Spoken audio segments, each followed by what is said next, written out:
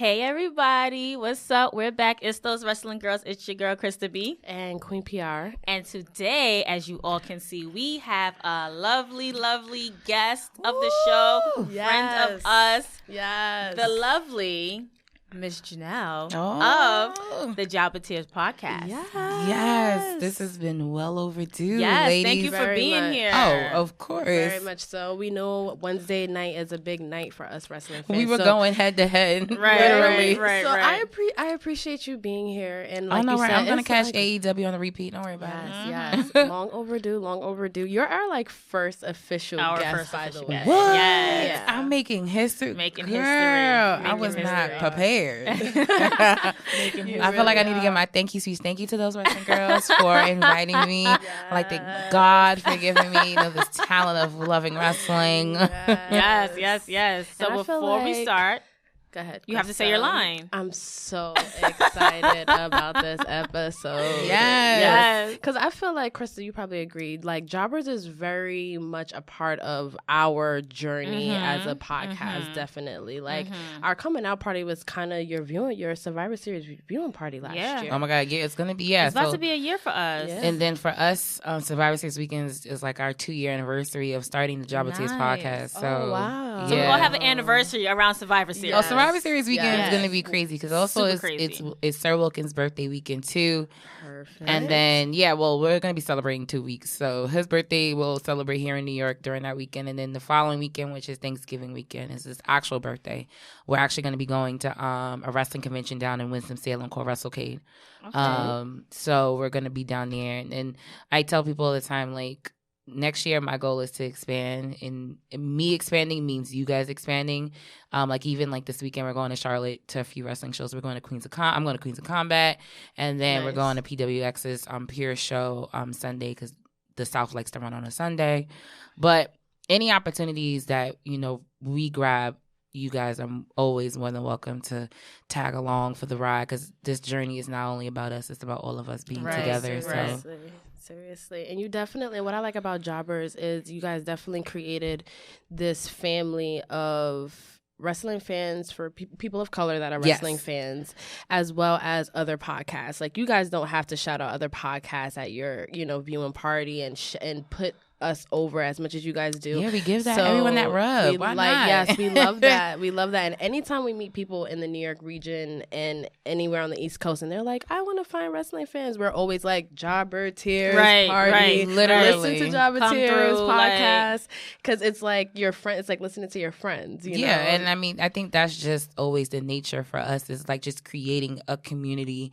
Like for us, like the last BCW show, we took like all like black picture with all like the wrestlers and like us, and even the owner was like, yo, why was I not in that picture? And we were like, you weren't around, like, sorry. But I told him, I was like, we'll keep it as a tradition because I think it's so important, especially like just the current state of wrestling. Like, our representation matters. And I think so much, regardless of whether you watch WWE, AEW, MLW, Impact, whatever it is, but definitely on the independent scene, it's just so many of that look like us, but don't have a place to go or people to say, oh, can I have a conversation with you about wrestling? So, I just think our always goal is just to create that community and have everyone have kind of like that safe space that they can talk about wrestling. Because I know for me growing up, I was like the only girl that loved wrestling, and I didn't have any friends that like wrestling. And then I finished college and then found an abundance of friends, like, Sir Wilkins, shout outs to him. He started the viewing parties actually like almost like 8 years ago.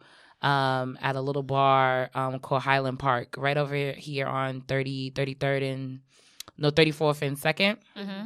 And I found it randomly on Facebook while I was like a senior in college, and been friends ever since then. So like wrestling has definitely been a big part of my life, and bringing people together is like our only goal. Like, people are like, oh, you guys are gonna be famous. I'm just like, I actually am not here for the fame. Right. It's never for the fame. It's never like for the views. I don't give a shit if no one listens to us whatsoever. Like, I'd be surprised when people say they listen to our podcast. I kid you not.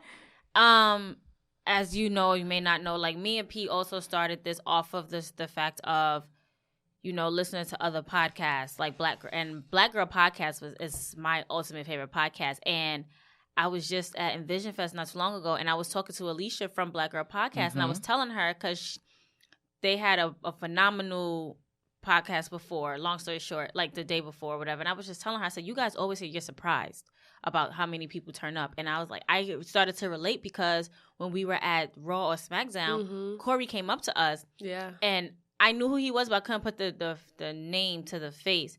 So I was just like, to have people come up to us and say they're fans, like, oh my God, it's just it's mind-boggling. It is. It's like, I'm like, you listen to me? What? Right. Like, it happens to us, like, so often nowadays. It's just like, please stop. But I mean, keep listening to the podcast. Like, I'm not telling you not to be a fan, but like, I'm like you. Like, I never want to seem like I'm too Hollywood, or I'm just on this different level of like I can never relate to you. And that's just me personally. And then all of us, you know, me, Wilkins, Sir Wilkinson, and Mr. Black, we're all very personable people where you can meet us, whether it's in the street, at a show, whatever it is. Like, it's always gonna be love. So, I mean, it's just. It's weird, but it's a part of the game. Yeah, I guess like it's humbling. Like it's real humbling. Like, girl, like we gag and fan over these wrestlers. Like, oh yeah. Like when I first met Roman Reigns, I was just like, oh my God, I'm gonna meet Roman, this, that, and third. And then when I got to like interview him and talk to him and stuff, it was just really on a real humbling experience. Like I feel like I was just talking to a regular person in the street. Like they know they're celebrities, but they never look at it that way. Yeah. And I never want us to be on that, oh, those wrestling girls now, they went from being so cool or whatever to being real bougie and uptight and never wanting. Like, I never want that. So when people come up to us and be like, oh, I'm like, wait a minute, what? And I like, think that's what their parties are like. A better thing about their parties is that it's like we're all, at the end of the day, we're all fucking fans. Right. Yeah. Like we're all here to watch wrestling. We're all here for the common goal. Yes. Talk mark shit. Out. Yes. All that. So it's never like it's we always say it's beyond me. I always say it's beyond me because I'm just like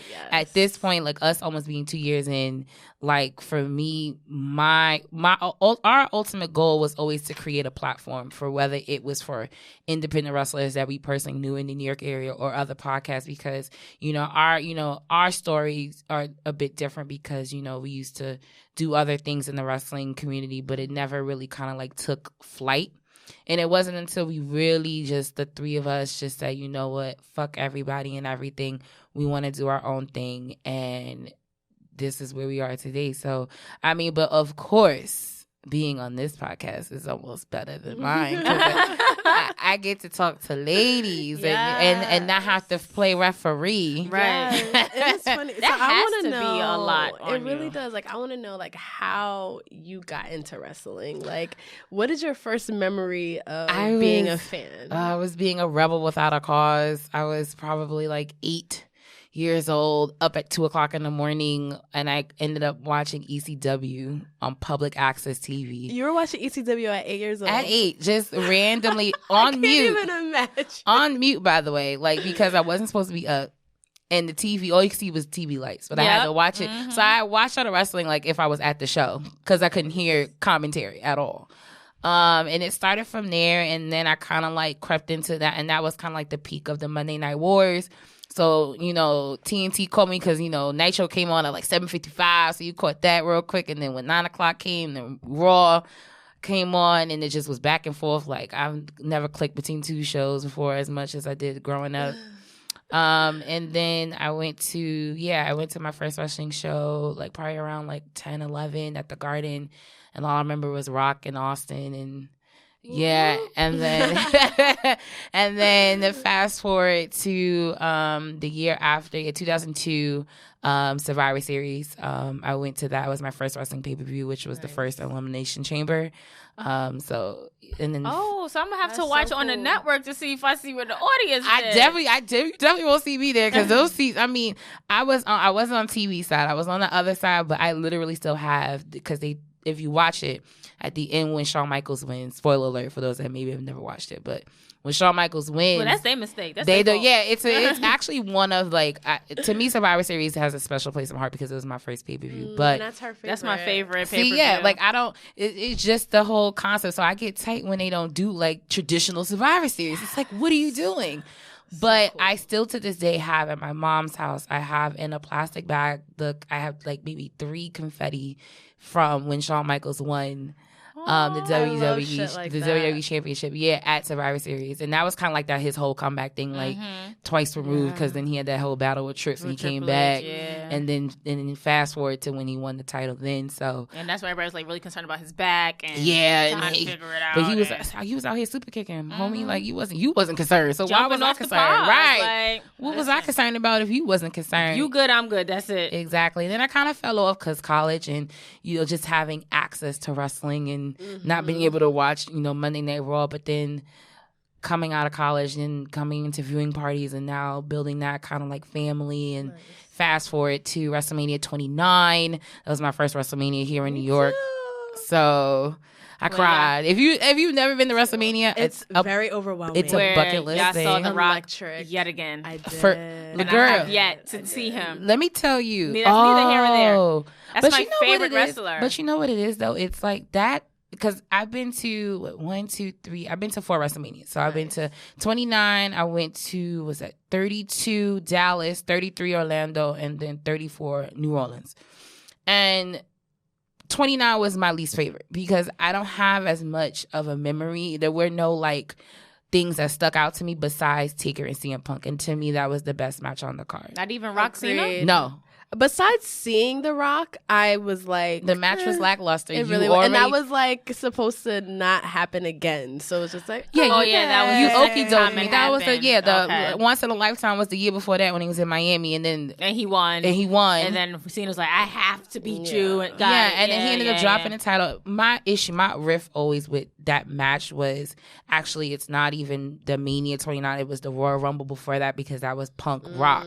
And when Rock won off of Punk, that honestly to me I think was the straw that broke the camel's back. And I stand by that. I don't care what CM Punk had his issues with Triple H and with Vince and everybody, but them dropping the title off of him in that manner for then 2 months later for Rock to lose it to Cena, it just didn't make sense. It was fucked up. It really did. And it's not like John Cena needed it. He didn't. I mean, but and then the whole like at the end of the night they putting their arms up together and it just was like kumbaya. But y'all just went You went a whole year going back and forth with each other. Like I'm not stupid. Don't do that. Like don't. That's one thing I'm tired of with WWE. Sometimes they insult my intelligence. Like like they'll just legit say stuff and then it just don't happen. Like it's what I call the Men in Black syndrome. So like remember the movie when they flashed the thing and then you don't remember? That's WWE. Vince does that all the time to us. And it's just like, bro, I know what happened. I know how this story ends. Yeah. I do miss that about like back in the day where like stories mattered. Like it felt like and you never knew what was going to happen. Oh, you never knew. But now it's just like, oh, we're just going to start over. Like that just didn't happen. Like we're just going to start over. And it's just like, oh yeah, like Seth Rollins and The Fiend. That never happened, ladies and gentlemen. Yes, it did. First of all, we're going to get into that because we all know how much I hate this whole Fiend situation. You do. I hate it. You don't like it. The last couple of segments between the Fiend and Seth, I was like okay with, but in general, I'm just like, man, I don't know. I love the Fiend. Really? I hope it's not over. I hope it's not over. Did you see Monday night? Like, no, actually, I've been trying to figure out what happened because I missed it, and I was so it ended with like Seth Rollins in the Firefly Funhouse, which already is aggy to me. Like, why is Seth Rollins in the Firefly Funhouse? Well, because the little rabbit thing was a whole big fan of Seth Rollins, so it makes sense. That part of it actually makes sense. Yeah, but he said he was going fiend hunting because and then he burns it down. Like but the Fiend keeps agitating. No. Oh, so he about to create a whole new funhouse. The Fiend keeps agitating stuff. So during their match, Rollins and Reigns' match, which was also lackluster, which I'm but a are you fan, surprised? No. Okay. Not at all. I am a real fan. Like I call out how it is. Like Roman, you got to do better. Seth, what are you doing? Like I call out how it is. But apparently, the Fiend pulled the Kane movement and came through the ring. Oh yeah, I saw that. Pull Seth. It didn't happen. It didn't work or whatever. And then, now it's like, oh, I'm going fiend hunting and, I'm going to, burn it down or whatever. So he started to fight Bray because he wasn't even hitting him. Like, the camera angles was trash. So you just saw him, like, hitting air. And then Bray comes up and was like, Seth! And they face to face, and they fight again, and then Bray goes off somewhere, and then... It seemed like his spirit is still there, but it's not. It's not there, and then Seth just finally burns it down. Like when Randy Orton burned down the shed. Yeah. She shed. The she shed. It was him, Cheryl. You burned on your she shed. Right. Not lightning. Right. That's what he did with the Funhouse. Oh, I mean... But now I feel like this is my prediction, and hopefully, usually I'm spot on. Oh, I'm usually impressive. Spot on with my predictions. Let's hear this. So, I feel like with the whole thing burned down, like you said, he's going to create something better. Yeah. And being that, even though this draft thing is happening or whatever, they're going to find a reason for these two to collide and come back together. I don't think so. No, they'll find a reason. They will find a reason. Unless it's Survivor Series. Unless it's Survivor Series. Yeah, they will have to find a reason. Other like than Crown Jewel, I feel like is the only thing they're gonna do because they have a title match at Crown Jewel, and I think that might be it after that. They have a title match at Crown Jewel? They need to stop Crown Jewel. For what? First of all, Undertaker's coming back. How mad yes. again. Yes. Wait, what? I'm here for it. Really? I am here for it. I don't like watching him wrestle anymore. Yo, listen, first of all, that last Crown Jewel match between him and Goldberg. First of all, and that was all on Goldberg because ain't nobody tell you to concuss yourself. So you was already fucked up in the game. So you did that to yourself. But then I keep telling people sleeping on Taker because he got this new hip. And I've been saying that. I've been talking about his new hip. He impressed me. And then that match with your boy. Your boy was barely in the match, but Taker carried it. Yeah. Okay. That's true. Yeah. So I'm just saying, people. I'm a huge Taker's definitely within my top 5, top 10. So for me as a kid, like I don't care. I'm here for the nostalgia. I don't give a shit. I love the nostalgia, but it's just like bringing Mick Foley back again, like with the whole. I don't think his hip could take it. Yeah, like no, Mick ain't doing nothing but just being a cheerleader at this point. Or bringing Kurt Angle back, knowing that he can't even stand up straight. You understand? It's a lot of things that you like. When these, don't get me wrong, I love it when these celebrities, these wrestlers that we grew up on, are here, and as like that kid in you jumps up, like, oh my god, that's what I remember. Oh, yeah. And then they perform, and it's just like, the fuck is that? Yeah. What is that? But the thing is, if 12-year-old Janelle was watching Taker Tombstone pile drive and do all type of shit, I'm be excited. 30-year-old Janelle right now my expectations at all time low. Like I'm not going to anticipate so much. So therefore, when it actually happens, I'm not sitting here upset like oh, he could have did better. It's clearly the nostalgia factor. Yeah, like, that's why I'm not mad. Let me get your entrance. Like Taker's going to do the entrance, right? He's going to do the type. He's going to do the on the top rope walk. Yeah, because he can do that now because it's hip. Right. He's going to do. He's going to do a tombstone and he's going to do a choke slam, and that's it. What more do you want from Undertaker? I want Undertaker to come back out as American Badass. You know what? And I feel like a lot of people love that one. That was my least favorite. I mean, Big Evil, I kind of could dig because he was going against Vince a lot at the time, and just certain promos that he did, I was like, oh, he's wilding. Yeah. But my favorite of all time was Ministry of Darkness Taker. Oh, yeah. Yes, hands down. Like, you out here sacrificing people. Yeah. I'm here for it, low key. Stone Cold was on the crucifix. Give us a little Tiffany was on the crucifix. But hashtag that will not happen in this era. I don't never ever. Hashtag people are too sensitive. Hashtag people need to just realize it's just wrestling. It's just wrestling. It's sports entertainment. I have to ask you. Okay, what's up? Because you said it's just wrestling. How have you been feeling about the storylines lately? The Lana and Bobby Lashley. That's recycled.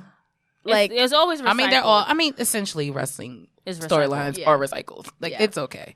But I mean, Bobby Lashley though? Like, of all fucking people. Of all people. I think Vince is just like, I'm going to utilize Bobby Lashley no matter fucking what. Like, because I'm just like, why?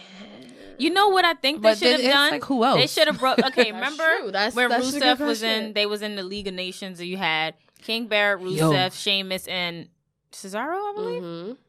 And even though King Barrett, like I would have appreciated if King Barrett would have made a surprise appearance with Lana. It's Alberto Del Rio. Anyone else? Like somebody from that former League of Nations. Where's Sheamus? Sheamus had the whole. Injured? From what I heard and what I read, that he is technically cleared, and he hasn't been able to get cleared because he was on the I was going to say football terms concussion protocol. That's not what it really was, but he had concussions, and they would low key like Daniel Bryan, and couldn't get cleared for a long time. And then he has another illness that was not allowing him to really wrestle and things like that. Do I think he's gonna come back? Yeah. Do I know? Not so much. I mean, I like big returns. Like, I don't really like give me Royal Rumble. Give me like Survivor Series. Give me something. Like, I mean, at the end of the day, don't just make it lackluster and have him return and just be like, yay, he's back. No, make it a big deal. Yeah. Like, like when Triple H came back from his quad the first time, and I always regret it. Oh, I cried because I was a big Triple H fan at that point in huge. time. I was like, oh my God, huge Triple H fan. To this he day. was huge when he came back too. Girl, he's huge in person, and I mean in every way, shape, and form. Because what I tell you, when I met, was the last year SummerSlam? I had met him and Stephanie. And Stephanie is by far one of the nicest. She's really nice. She's super dope. And I wasn't surprised. Like, I wasn't like, oh my God, but it was just like, no, like, you're really dope. Like, he's lucky to have you. Like, for real, for real. Yeah. But then when I met him, when you hug somebody 10 seconds longer than you're supposed to? Mm-hmm. Yeah, I did that. Oh, well. Did she cut her eye? Like? She did, though. She was, because it was funny, because that was, like, when we kind of first started, like, Jobber Tears podcast, and we had, like, our first shirt made. So I wore the shirt. It's a shirt of us that we did the remake of the DX. So it was, like a China, Shawn Michaels, and Triple H. So we did the remix of it with our face, like, of us, like, characters or whatever. And she was the first person to notice the shirt. Like, she was just that is so cool. Like, she pointed at the shirt. I was just like, oh, bitch, you know, right? And then she pointed at Trips and was like, look at this shirt. I was just like, look at this shirt. I love how you say it, Trips, though. Oh, yeah. They friends, like they're besties. That's it. That's the homie. That's the homie. That's it. He just don't really know, but I know. He know. I know. But back to your question in terms of storylines, I feel like where do I begin? The top.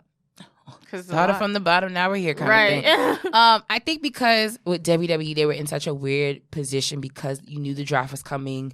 You knew that pay-per-views. Yeah, you knew AEW, NXT was going live on USA. Like, you just knew that there was a lot going on, and there was going to be almost like a climate change in wrestling, and you just didn't. And I think for them, they just didn't want to. And it's not a fault to them, to be honest. And a lot of people blame WWE, but it's just like, listen, when you're about to do a whole climate change, a whole shift, and whether it's show talent, whatever, you can't. What you gonna be more mad at? Them starting a storyline you enjoy, and then both people end up on separate brands, and now the storyline is dead, or you just get some random pop adopt things of storylines here and there, and then they're gonna be corny, but it's just gonna be in the in between time. Yeah. But I also feel like lately I've told Pete this all the time. Like, I'm starting to hate the fillers or with these pop up storylines. Like, and sometimes they'll be really, really good, but they're only there for a filler. Yeah. So here comes that Men in Black effect where it's just like, now they feuding with somebody. What the hell? Oh, I was totally, that's how I felt about Cedric Alexander and AJ Styles. I was just like, right? So what's going on? What we doing? But to be fair, I think fillers aren't as bad, and it shouldn't be looked at as a negative connotation because of the fact that these are people that honestly probably would not even get TV time. Like, when I sat down and because we had at Battle Club Pro Ariel Monroe, who is the wife of Cedric Alexander, and me and her chop it up because she's like low key the best friend I've always wanted. So me and her talking, and I asked her just straight up, like, how's Cedric's doing? Like, how does he feel about his position right now? And she basically is just like, well, Paul Heyman's been behind him from the start, like when Paul came back on board, and Paul's been pushing him, and honestly, that's the main reason why he's been on TV. And I'm just like, that makes sense because if it was anybody else, you wouldn't see him. Like, besides him winning the Cruiserweight title almost a year and a half ago, he's been not utilized in the right way. And I think even though it was a filler, I think it was an enjoyable filler. So I think fillers aren't that bad as long as you can. It's how you put them. It's how it's presented. Like, my thing is always going to be presentation is key. So this whole Lana and Bobby Lashley shit, I'm just like, and it's kind of staring back into ruthless aggression era for me. Yeah, like towing the line. It gives me Edge and Lita and Matt Hardy vibes. Yeah, that type of vibe, and then like. Anyway, it's too much. It can't, like, I just think that storyline is just like, all right, sis. Like literally, my skin crawls, or I'm just like, all right, can we turn? Like, can I like go it just, next to me? it's not believable. It's to me. not, especially when we all know Lana and Rusev are like happily married, right? Like she posts him on her Instagram, like so it's like okay. Well, I haven't seen her Instagram lately, but I'm always on Twitter, and when of course they got to keep it going off of because social media is a live thing, but. The fact that they're blowing kisses at each other, or when they showed up on the red carpet to Fox, I was like, we really doing we doing like this. We going this is full fledged. Like here we go. And I think I kind of respect that because why not? It's not breaking the kayfabe. Yeah, it's not. And I mean, I feel like we've been in an era where kayfabe is broken a lot. Yeah, it's been dead. It's been resurrected. It's been on standby. It's been on different types of periods of life. And I think kind of low key keeping that same energy. And if that's the storyline you're working with, then that's gonna be what it is. And you have to stick by that. And I think once again, when you don't stick by that, then now you're insulting my intelligence because I know now if Rusev and Lana would have showed up on the red carpet, then we would have been like. I'd have been like, but now Rusev is on Raw, Lashley's on SmackDown. Right, so once again, where the hell is Lana gonna go? That will she now, if someone doesn't get drafted, they a free agent and they can sign with whatever brand they want to. So hopefully her storyline is good. Yeah. Like on some... Like, I don't need another Dolph Ziggler, Lana, Summer Rae, Rusev storyline. Yeah. No, that was trash. Talk about super trash. Super trash. I mean, look, I think Summer Rae was super trash anyway, so it didn't even matter. See, no shade. That's my girl. I'm so sorry. I interviewed her. You can listen. She gave a shout out to my nephew Hayden. I have it on. Yes, she shouted us out. She did adorable. all of that. Like, that's my girl. But in ring, though, sis. I liked her in NXT. I'm not gonna lie. I'm good on that. She created decent. the boss. She helped create the boss. She did. And Charlotte. She did. Yeah. She kind of did. Wait, so how do you feel about the women's division right now? Just at WWE or just what are we talking about? Let's do WWE right now. And especially because the draft is going on, like, how do you see that right now? You can include NXT in it because free agents can come from anywhere now. I know. And you know what? I definitely feel that I knew when Charlotte dropped the SmackDown, that she was going to Raw. Mm-hmm. I had a feeling on that. And so I did, but I don't think that having both Bayley and Sasha on the same show and them both being heels works. So I don't know how they're going to flip that. Oh, they already did. You just don't see it yet. Alexa and Nikki are traded to SmackDown. They were on Raw. Now they have prospects for people to come from Raw. Bayley and Sasha are going to come back up to Raw, be the heels against Charlotte and Becky, because, Charlotte wants to be Becky friends again. Becky said on live today she doesn't want to be friends, but, they're going to change that. And then my prediction will come true finally, and I get my check. I mean, honestly speaking, if I was them, I would have Charlotte be the face. Yeah, ouch. Yeah. And I would have Becky be the heel. I would turn Seth back heel, because then that would make sense.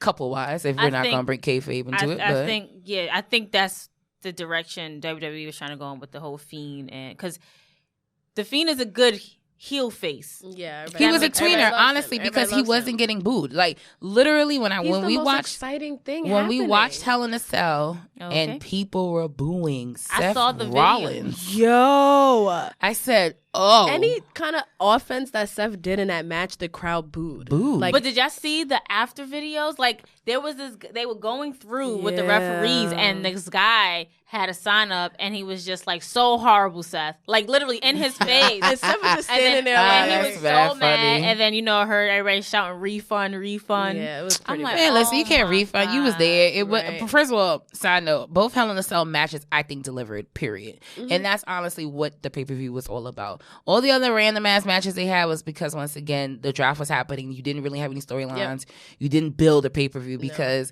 honestly speaking, as much as I don't mind Crown Jewel, the way that it's positioned, it fucks up the rest of honestly their pay-per-view schedules. It does. It pushed up a lot. It pushed up a lot of shows. It made shows in between. But back to your question in terms of the women's division in WWE. Honestly, and as a female, I'm not too fond of the tag team titles. I've never actually been too keen on it from the beginning because I just don't think there's enough bodies for it. I don't think there's enough, like, I like real tag teams. Like, I like tag teams that have been on the road together. Our era. Like brothers. Yeah, like, I like, listen, like, honestly, one of the realest tag teams is probably Sonya Deville and Mandy Rose. Oh, like, well, I thought she was going to say the Icon. They are. No, Iconics are tag teams. And you know what? No, we had this debate all the time. And sis, listen. No, they are real tag teams. Them winning made sense because they were a real tag team. Totally. Like, if you're gonna have a tag team, now granted, what they did with them after, that's debatable. But my notation is when I think of a tag team, I'm looking at a real tag team. Like when Bobby Roode and Dolph Ziggler were a tag team, it could have worked if it was a longer span of time. I mean, but they're still together as a tag team. They're still packaged as a tag team. And honestly, I think it works. It works. Some, you know what it is? Summer hit or summer miss. Like, I actually really enjoy Alexa Bliss and Nikki Cross together. I didn't think I would, and from the beginning, I was sold on it. Each other so much, and now I'm like, that's her thing. That's her thing. Like, if somebody gonna turn, I'm gonna need Nikki to do it. Mm-hmm. Period. Absolutely. I don't need Alexa doing it. That's too predictable. And Alexa just got a new T-shirt, so no, I need her to actually not be a heel. But if I'm starting from the top, I've always had an issue with the tag team titles. I just don't think there's enough bodies for it. I don't think it's enough. They don't put enough time, I feel, into the women. It's building up the. There's no potatoes. Yes, there's no meat. There's only potatoes and sides to it. Like, there's no concrete. Like, you don't get excited for it. Like, for me, having Asuka and Kairi Sane as a tag team is just very comical because it's just like, you don't know what the fuck they're saying. I don't. Right. Like, I was just like, subtitles. Hello? Look, she got it on her shirt today. I love that. I'm like, yeah. Yeah, but you just sitting there like, yeah. The crowd is cheering. I'm like, the crowd's how many laughing. of y'all even know what they even saying? Right. But I think they have so many. But to say that when they don't have enough bodies for the tag team, I think in terms of the women's division, they have enough bodies. They just don't utilize it in the right way, or utilize it in a way to keep you excited with different storylines. Like back in the day when you had Sable and Luna, and then you had Jackie into it, or then you had Chyna and other people, or you had this, or you had that, or you had Mickie James and Trish, and then Lee. You had, even though they were not that many, they were mad storylines. Like they each had different things going on for them. But they ultimately like all turned on each other in one way, shape, or form. Oh yeah, that's just. And I feel like people now don't really want to see the cattiness in the wrestling because these women are actually wrestling like the men, or actually wrestling. Yeah. So I feel like that's why they don't utilize them properly, because like, if we can't get a catty thing out of it, we can't get somebody to slap somebody. See, and that's that mindset where it's just like, yo, like, give us what we see. In the words of Batista, give us what we want. Like, but what I find interesting is that you look at WWE's women division and you're just like, oh, this is like luster, this is like piss poor, this could be so much better. And then when I take a look at NXT's women's division and it being like a whole bunch of bitches that could just fit in this one room, and they each have different storylines going for themselves, or different, like, and just developed characters to where you can put Aaliyah and Bianca Belair, and it's like, oh, I get it. Like last week on NXT when they had Rhea Ripley, who I love her. I have a girl crush on her. Like, me too. I did not. That you know what? I was very hesitant because I actually really like Toni Storm too. Me too. So I was very like, oh, I don't know if I'm gonna like. I feel like she should have been the first champion. Sorry, who, Rhea, right? No, I feel like Toni should have been the first NXT UK champion. But then I'm like, nah, is that the obvious pick?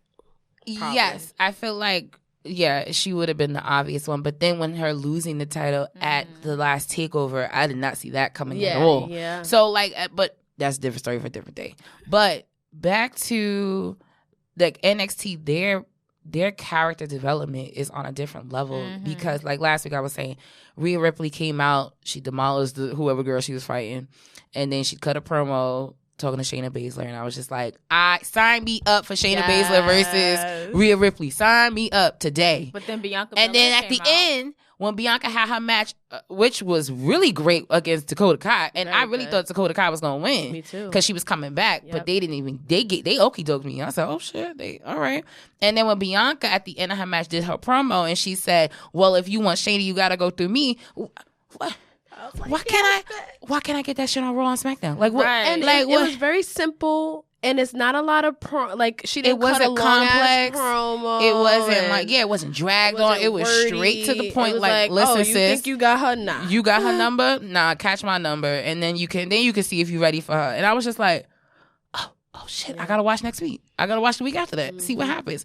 And I don't know, the character development in NXT, whether it's regular NXT or UK, I think is a little bit on a higher level than on the main roster sometimes. And it's not that it's unfortunate. Like, I just feel like now it's unfortunate. But I think with the draft now, like, you had, like, I think Dana Brooks now on SmackDown. Like, I think there's a lot of people on SmackDown where they could kind of get some shine. Like, no bullshit. And I know when I just said Dana Brooks, you gave me that look like, bitch, what? But No. Because I'm trying to figure, like, I love Dana Brooke. Like, I've grown to love Dana Brooke, and I'm mad that she's still underutilized as she is, because she's excellent as wrestler. But she's trash on the mic, and that's probably right. why. And I think that when I gave you the look, I'm just like, wait, I didn't hear about Dana Brooke signing. They've been doing, so shout outs to, and I think this is why I've been saying this for the past like 6 months. This is the time to be a wrestling fan, because it is sports entertainment at its best. Like, so on FS1. Now, because they have that Fox deal, they had this WWE backstage thing, and it was on. I think it was on last night or something, or recently. And they had Renee Young, Booker T, Paige, and Christian. Right, and in between, I think between last night and this morning, they've been doing, like, people been signing to different brands. So you kind of got, doing trades and stuff. So you got to kind of be on your toes. Like, oh shit, who's where? And you also got to watch all of their programming to get the news, because they also did trades on the bump. So it's WWE's like, no, you got to That's how I watched the fuck in. That's how I watched Becky Lynch today when they asked her, if you wanted to be friends with Charlotte again. She was like, no. She was like, no, I don't want to be friends. That's real nigga shit. She said, because Charlotte is jealous of where I'm at. Ooh. It's like she was my best friend, and now she's not happy for her best friend. I'm like, sis, your best friend sideswiped you at SummerSlam. But she actually did put you on a platform for you to be where you at. But I mean, we don't talk about those things, do we? So speaking of, Becky, I mean every word. And then guess what? And then when Nia come back, I want you to definitely thank her publicly. Ooh. Like, thank you, Nia, for punching me in my face and making me headline WrestleMania. Thank you. No. So we need Janelle back on a second show. Drink that tea for a debate episode. So I have a question. Since we're talking about the Four Horsewomen, a lot of people have been saying that they've been hogging the spotlight. Oh no! How do you feel about that? I don't. I think they are crucial to the women's evolution, and I think, honestly, I'm to this day, and I keep the same energy. I've never really been sold on Ronda. I think that the whole, like, Ronda Rousey thing was cool for, to bridge that gap between UFC and in the MMA world to wrestling. And I think that, getting more eyes on the product, that helped that. But I think at the end of the day, bitch, you wasn't shooting with me in the gym. Like, no, like, you can have a love for the business, and I love wrestling, but I'm not gonna be out here taking bumps. Not ever. You know how many times people ask us? I can only imagine. They now, because Sir Wilkins does his training, so now everyone just assumes that everybody's gonna start wrestling. Yeah, when you gonna get in the ring? And I'll be like, absolutely not. I'll be like, I got a bad back. Like, never. So, one bump, and I'm not taking no bumps, but I wouldn't mind taking a bump, to be honest. But the way my back is set up, the kid in me would love to be up in the ring. Nah, the kid in me. I'm about to be 30. I got in a wrestling ring when I was doing my documentary, and I was just like, oh my God, I'm on the ropes. Like, oh my God. And then I was like, see, even that scared me. Like, I forgot one show we went to, and we did a photo out with Billy Gunn. I'm at Warrior. Shout out to Warriors of Wrestling. Yeah, and the photo op was in the ring, and I was just like, I'm gonna trip and fall on the third rope. Like, I don't want to do this. There's a lot of like random shit that can happen to you, and you could get hurt. Like, those ropes are dangerous, and they're hard as fuck. Like, they're really hard. No, but once again, they are the pillars, I think, honestly, of the women's evolution and the women's division. And I think, I give them.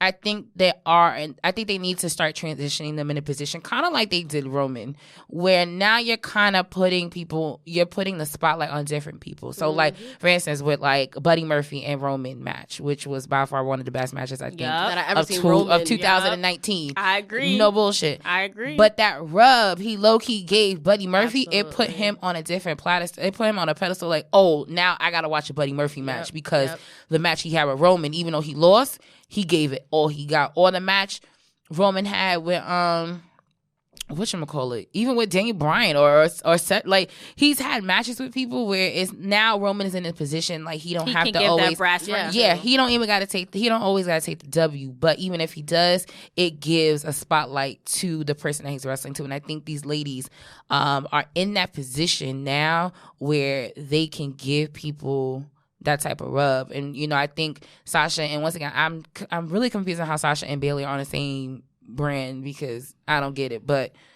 Charlotte, and I'm surprised actually SmackDown didn't take Charlotte. I find that very interesting. A nice little. But once again, breaking kayfabe, her man is on Raw, so she got to be on Raw. Just like Zelina and just like Carmella got on SmackDown. Mm-hmm. Her man Corey's on SmackDown. Oh, I forgot about that. So you guys, I mean, kayfabe everything, but I just think that they don't get as much credit, and I think people always look at it like, oh, they always hogging the spotlight, as you said. But no, they've created a foundation in women's wrestling that have now everybody kind of stepped their game up, and now they're gonna want to be like, there would have never been like, to me, like this second Hell in a Cell, as kind of low key trash as the first one. Sasha and Charlotte were the first ever women to be in the Hell in a Cell. And I thought Charlotte almost killed Sasha before the thing came down. That I feel like doesn't get acknowledged as much. Or Sasha Banks being the number one entry in the first ever women's Royal Rumble. That never gets mentioned. You know what I mean? Like there's certain things that each, and once again, I'm not really a huge fan of your girl in your shirt. And I'm not a huge fan of Bayley either because I keep the same energy. Even though I kind of like the new theme song. I'm not going to hold it to it. But the whole entrance where she took off that wig, I was like, bitch, you are not Sasha Banks. Don't do that. But, wait, who took off a wig? She did that. It was her hood. It was but it looked like a wig. Wait, who? Bayley. And with the reveal. short hair? Yeah, but at first it looked like the long hair. And then she took it off. It was a whole ass wig and it was short hair. She pulled a Sasha Banks. She tried. Bitch, come on. See? I loved it. So, okay, Bayley's number 4 on my list. How do you rank the 4 horsewomen? So actually, the way you have it there, so Charlotte and Sasha switch up for me time to time because Charlotte, of course, is going to have the Flair name, and that's just what it's going to be. Sorry, not sorry. And she also brings the talent and everything with it. And she's a tall bitch. Like, oh, goddamn, she got some height on her. She's a tall. She is, but she's she's athletic for her height too. So that's actually that I can commend her on that. But yeah, her and Sasha switch off for me, and we always get in. I feel like there's always that ongoing debate, like who's better, Charlotte or Sasha, or who has like the biggest thing. And I'm just like Sasha Banks for the culture for me. Whether it's being come on for the culture, being an African American woman, but also being in pop culture, like her having her own sneaker, her having her own chalk line jacket, her being able to go to India with Alexa Bliss that does not get talked about. That's true. And being the first women to ever have a match in India. Don't talk about that, but guess what? That happened. Cannot take that away from her. So like things like that, and that's what frustrates me. I feel like as a female wrestling fan, is like people you overlook certain things, and people are so quick to trash the women's division, but there's so many monumental moments that has happened within the last 10 years that you're like, yo, like this is real. This is the foundation of what all these women that's coming up, like they got to step their game up because they've laid that. Like, come on, if you wasn't at the first like NXT Takeover Brooklyn where you had Sasha Banks versus Bayley, come on, like give me a break. But the order you guys have it is the order I would do it. And it's also too, Charlotte has that charisma. Sasha Banks definitely has the charisma. Becky gained it once again because Nia punched out her damn nose. But that's just what it is. She started talking more. It was just like I started talking more. She did. Let the video take speech. She started talking more. When she did that whole She did that, yeah, she did that, oh bitch, I'm bleeding, I got you next week. She started talking more. And then it kind of turned shit for her. And then everything turned all the way up for her. Yeah. And then but I'm not so much a fan, but I can respect her in that sense where she honestly took the opportunity and ran with it. And she made it her time. And that's something, her being on the 2K20 cover with Roman, that's a big deal. Her trajectory was ridiculous. Yeah, like she low-key, she had the Roman push, but we're not going to talk about that either. Oh, no, that's fine. We spoke about it. Listen, I keep saying. Becky's like she's the first woman to ever cover ESPN. That's what I'm saying. Like, 2K20. If I keep seeing this fucking commercial of her on ESPN, I'm going to fucking lose it. And I believe that she also the first woman to ever be in a box of cereal. Yeah. She's on Honeycombs. Mm-hmm. Yeah. Okay, so I have 2 more questions for you. Okay. Well, who is next in the women's division? Like, who is that person that has so much potential that's just not getting you? Like, you are frustrated every time she's not on TV. Like, you're just like, why are they not using her more often? I mean, it's not that she has this abundance of talent. I mean, I think she's super talented, and it's not because she's a black girl. But Naomi, definitely, there's something that y'all, and I always tell the story about how it took her 3 years to convince them to have her do this whole glow gimmick. It did. She ran for 3, and a lot of people don't know that. But she ran 3 years saying, going to Vince, going to everybody in the back, like, I got this gimmick, I want to do this glow thing. And you can see the kind of the progression of it on Total Divas when, that season that happened. But it's just something about my girl Naomi that, and I get it, the time off she's had personal things going on. She had, had a loss of her family, and low-key dealing with an alcoholic husband. That's just hard to do. Like, I get it, sis. She's doing too much. No, I'm just saying. No, you're right. Listen, you're right. Everybody know. You're right. The mugshots don't lie. And it's no shade. It's just that, I think being in the business and also, talking to other like wrestlers in the independent scene and things like that, like, those are just the things that happen. Like, when I watched Ric Flair's 30 for 30 and Mean Gene was like, yo, every night he was drinking. We was at the bar drinking. Yeah. Like, going shot for shot. Or even the Andre the Giant, which honestly, listen, that broke my heart. Those that are listening, if you have not watched the Andre the Giant documentary that is now on the WWE Network and it's on probably HBO Demand, I highly recommend seeing it because it shows you into the life of the 8th wonder of the world and his struggles and him, having a love for the business and being at a point in his life where he couldn't do it anymore. But literally, once again, Mean Gene talking about, yo, my man had a whole case of wine. Would go through a whole 12 bottles of wine. It wouldn't even be drunk. And everybody would be on the floor and he just keep going. But, like stuff like that. But I feel like Naomi is definitely in that category of not being utilized the right way. I was there for when she won the title in her hometown of Orlando at WrestleMania.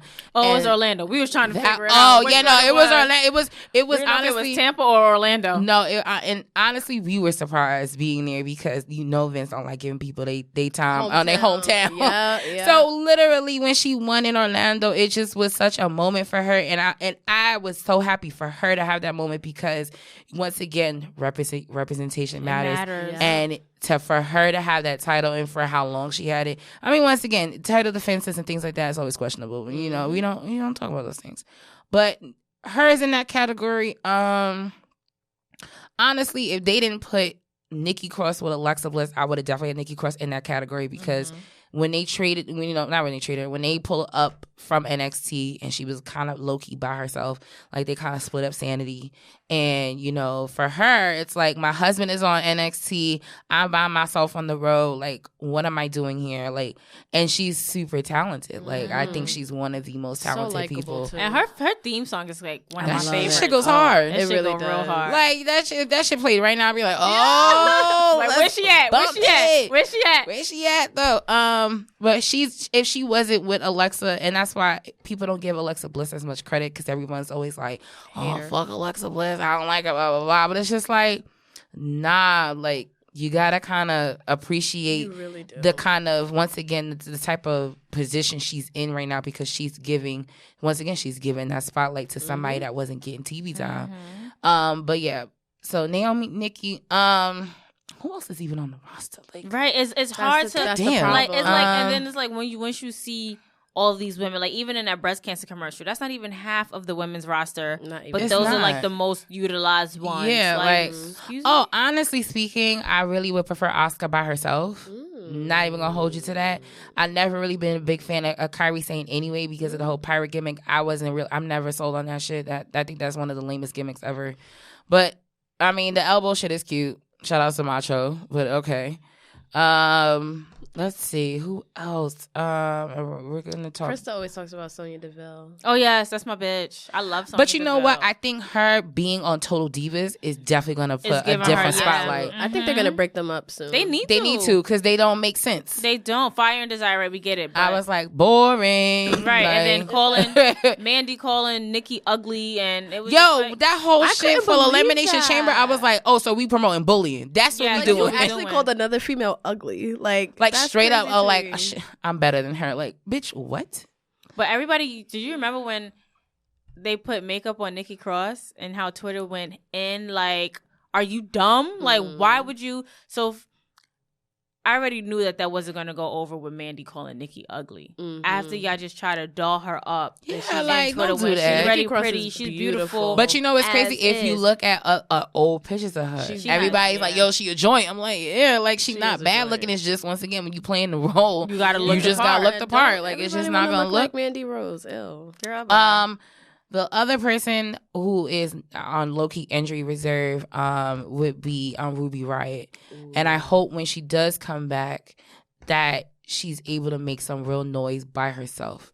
I'm never, as much as I love a good stable, because trust me, Undisputed Era gives me Horseman vibes like no one's business. That's and so I, true. And I love it. They're probably the best stable. They're literally, they're the best, and they low-key the only stable. I mean, granted, you can consider New Day a stable. That's cool, but they free birds, whatever. They are free birds. The OC where you have AJ and that matters.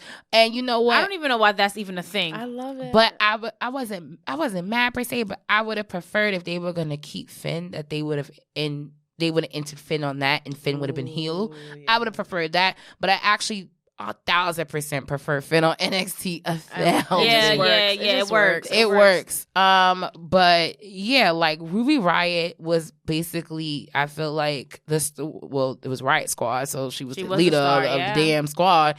But her ability, her in-ring, her skills on the mic, just her as a character, it works. And I really, really hope that when she does come back from injury, because she had that surgery on, I think, both her arms or something like that, that she comes back and she really, has a moment, whether it's an entry into the Royal Rumble or she winning and shit, or she does something that no one. Riott Squad. Yeah, I mean, but they probably split up. Well, I don't know where Sarah Logan's at, or I think they are split up. The other one, because the other one went off Morgan's TV. on Raw now. And she got drafted to Raw. She was the last in the third round. And I think Sarah Logan might be on SmackDown, but I could be wrong about that.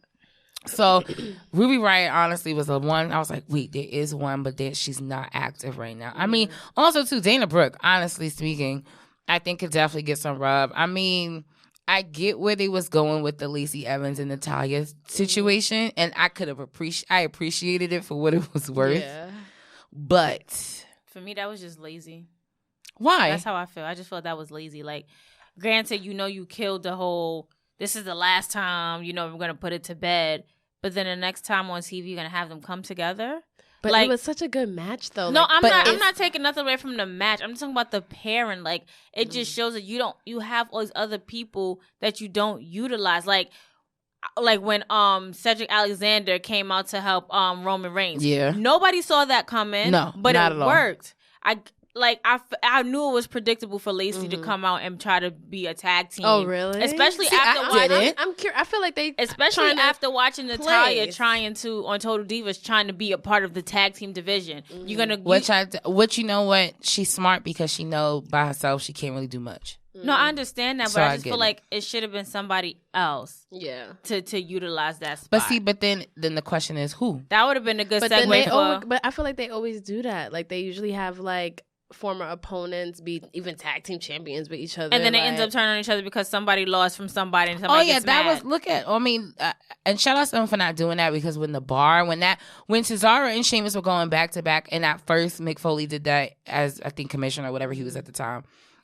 I was over it. I was just like, why are we doing this? But then when he made them be partners, no, I like that. And they kept fighting or whatever. Oh, the way they built it, that was a good build. Makes sense. Yeah, and they ended up being the bar, and they ended up doing so many different things together. So it has to make sense. I don't know. I just feel like, to me, Natalya is so boring. Like I don't even know why Tamina was drafted. I don't understand why she's even on the brands. I don't like. She needs to really just probably low key be a trainer and call it a day. And it's funny that you say that because I think they about to push her. They need to. Okay, I think they really about to. Like, but I feel like house shows with Becky and Charlotte. See, but the thing they drafted her. They made her 24/7 champion. She low key is injury prone, so that's the one issue. Very much so. And like, the last daughter of Superfly Snooker and you injury prone. Like wrestling is in some Wrestling is in Samoan blood. Did you know where I was going to go with that? Yes, I did. You must have heard the tone. I was like, let me tell you about her daddy. I know. I mean, rest in peace to the great Jimmy Fly Snooker. I mean, you're Hall of Fame in history. We're talking about great as in wrestling world. Yes. Not in person world. No, I get it, girl. I get it. You know, we're going to save face. It's okay. I'm going to say what you already know what I'm thinking. Right. But it was the same thing. Before she got injured last time, they was going for a push for her. She was on TV a lot more. With Nia. Yeah. Just don't have her on the mic. No. Don't do it. Please don't let Nia be the mouthpiece. Nia needs to come back. I don't think she's injured anymore. I don't think she's injured. I think they're trying to figure out a good impact for her to make when she comes back. I did get word that she has been training at the Performance Center. So she's definitely... She's still rehabbing. She's definitely, I think, targeted to come back at the beginning of next year. Or maybe even sooner than that. Because even when I started realizing people who were on TV, I was like, oh, they're injured. Like Jinder Mahal, for the longest, I was like, and then he got drafted. Injured. I was like, what happened to Jinder Mahal? Because it was around SummerSlam, and I was just like, all right, where's Jinder? And then I researched, and I was like, oh, he's injured. Oh, my man is out until the end of the year. Oh. Okay. Wow. And then he got drafted. Which I mean, really, Stephanie? Like, what? Why not? I would draft Jinder Mahal. No, I'm just like, because you don't see him. You saw the Singh brothers, and he just popped up out of nowhere. I'm like, really? Wait, huh?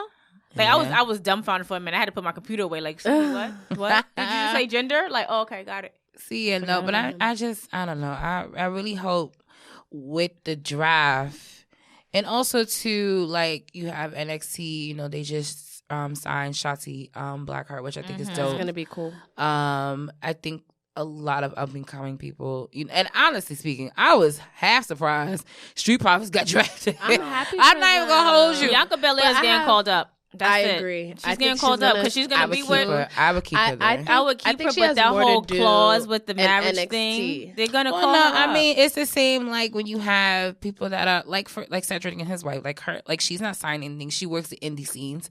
And make it work. I think with that, you make it work. I think for her career-wise... And that's why I was kind of upset that they got called up because I actually would have liked to have seen them beat NXT Tag Team Champion. I mean, again. You know what I mean? But I think people like them. But we have to. I hate to cut the conversation short. To. But there is one last question I want to ask you because you are the only female in your Jobber Chase podcast. I feel like I'm always the only female in my entire little crew thing. That's what I want to know. Like, how is it being like most of the times the only female in such a male dominated? Like, you're the female voice. It has been, I feel like, destiny from life, just personally and professionally. Like even growing up, I wouldn't say I was a tomboy, but I was always around dudes. So like that's just always my nature, and I gravitate because I like sports. Like I don't mind getting dirty or whatever, like playing like sports or whatever. Like I really got a lot to guys more, so that's just me personally. Like, if you know Janelle, like I got a lot of guys around me, which is funny because they're always super protective of me. That's awesome, and it's hilarious. I think it's the funniest thing because I'm always super protective of everybody around me. So when they do it to me, I'm just like, y'all know I'm either older than y'all or I can handle my own self. But being the only female, kind of like, especially representing Jabba TS podcast, I have a duty. Honestly, I have a responsibility, and I didn't realize it until shout outs to Battle Club Pro and the owner Joaquin Morales, who has been nothing but a continuing supporter of the Jabba TS podcast. But I didn't realize it until his show that just passed. It was his, I believe, 3-year anniversary show where it was LAX's last independent show. And you had Tessa Blanchard versus Anthony Bowens. And, it was an intergender card entirely. It wasn't until the beginning of the show, and this, once again, the most humbling experience I think I've ever had. And I hated him for it because it almost made me cry. So I was just like, oh, why would you do that? I actually hate attention. Like, I actually don't like any of this stuff. Like the lights and glamour and shit, I actually don't like. I'm actually super duper shy, low key, I feel. But everyone tells me no. But it wasn't until the moment where Joaquin he starts to show off and he does his introduction, and we're the headline sponsor of his company. And it wasn't until he was like, I want to give a special shout out, even though they're going to kill me for doing this, to the Jobber Tears podcast, and have me and Wilkin stand up and be in front of everybody. And I'm just like, why would you do this to us? But I have a responsibility because I also represent you guys. I also represent other females that always feel like they can't, talk about wrestling, or feel like it's in such a man dominated, area where you feel intimidated, or you feel like, I don't know if I'm going to fit in, or I don't know if I'm going to do this. Like, no, I have a responsibility to pave a certain way for us as women to also have a say in wrestling, and also have a say in our opinions about wrestling, and also, make history and do different things. Like for me, shout outs to BCW, for me to do commentary for them for their first all-female show. That is something that I would have never dreamed about. That was not even on my radar. And then when the opportunity came for me, it was like, well, I'm, as much as it's not me, I was like, if I do it, then Pete can do it. Then Krista can do it. Then Chrissy can do it.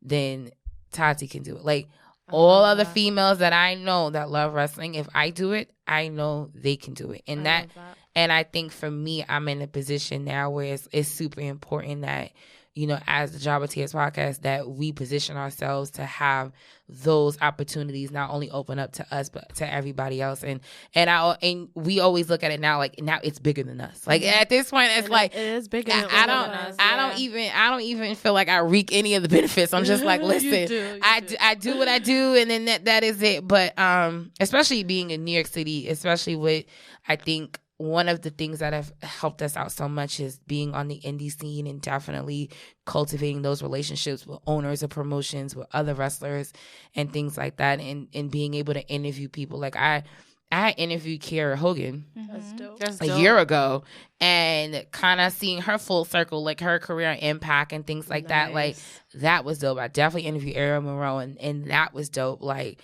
I've been in certain positions and opportunities have come where I'm just like, shit, like, I never thought that this could happen because I was a female and I like wrestling. And now we're in a space where, yeah, I love wrestling. So the fuck what? Like, it's a part of me. It's a part of my life. It's even bad to the point where I feel like if a dude I'm talking to don't like wrestling, I don't know if I can handle this. Honestly, I feel the same way, and I love. We have to have you back, first of all. Listen, my Wednesdays are free. Yo, we definitely need to have you back and have some debate shows and. Oh, absolutely, because I would love to talk about Becky Two Belts. Yes, all right, and on that note, no, we just want to say thank you, Janelle, for having us. For being on our show today. Oh, it was absolutely my pleasure. And once again, shout out to the Jobber Tears podcast. If you guys, we started our new season, our 5th season, last week. We're on Thursday nights. On Facebook Live, Instagram Live, and then on YouTube Land on demand. So, but once again, as much as you guys want to thank me, I thank you guys because as much as, of course, I love my brothers at hand, it's nothing like talking to two strong Black women about wrestling that love it just the way I do. So, and you guys being, what number episode is this? Come on. Oof. Almost 20. Come on. And we about to celebrate a year. Yeah. Like, come on. Like, you guys have, trust me, there's no one else that is doing what you guys are doing. And I wholeheartedly mean that, because even when I take a step back and it's just like, for us, no one is doing what we're doing, but literally no one. I don't know no other 2 Black females that love wrestling that got their own podcast on Wednesdays. I don't know anybody like that, but I know y'all. And I just want to say personally, I'm extremely proud of you guys. Like, seeing a year ago when we did the Royal Rumble thing and we did the pre-show, that was the first ever pre-show. Y'all was on that, like, period. Like, no one can take that away from y'all. And to me, I feel like the more we do that, the better, and the more opportunities come for not only us but other people behind us, because people look up to y'all and y'all don't even know it. Right. That's a shot. So thank you. Shout out to Jobber Tears. Yeah, shout out to Sir Lucas, Mr. Black, Dre, the whole squad at Jobber Tears Podcast, and on Facebook and Instagram and Twitter and all that jazz. You know, you can find us on Twitter, T Wrestling Girls, Instagram, Those Wrestling Girls, Facebook, Those Wrestling Girls, the discussion group, Those Wrestling Girls, Queen PR, Miss Chrissy D. Bryant, all that. And on that note, it's your girl, Krista B. And Queen PR. And Miss Janelle. And we are out. Out.